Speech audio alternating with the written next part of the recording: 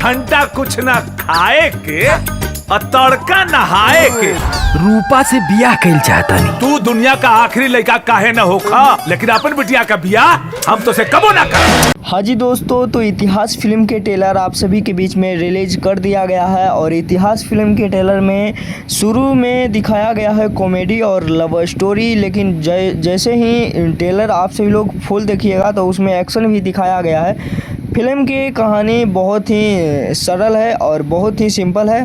Love story यह film होने वाला है और गाना इस फिल्म के ट्रेलर में भर भर के दिखाया गया है। गाना बहुत ही ज़्यादा यह फिल्म में पसंद आने वाला है, क्योंकि गाना आप सभी को बहुत ही ज़्यादा अच्छा इस फिल्म में डाला गया है। और फिल्म के ट्रेलर आप सभी को कैसा लगा नीचे कमेंट बॉक्स में बताइएगा। ज़्यादा कुछ यह फिल्म में नहीं दिखाया गया है, यह फिल्म के लव स्टोरी फिल्म में बनाया गया है और बहुत ही साधारण फिल्म की कहानी होने वाला है। फिल्म के एसएस रिकॉर्ड भोजपुरी के यूट्यूब चैनल पे ट्रेलर को रिलीज कर दिया गया है। इस फिल्म के निर्माता हैं लवकुश यादव जी और फिल्म के निर्देशक हैं शिव कुमार तिवारी जी।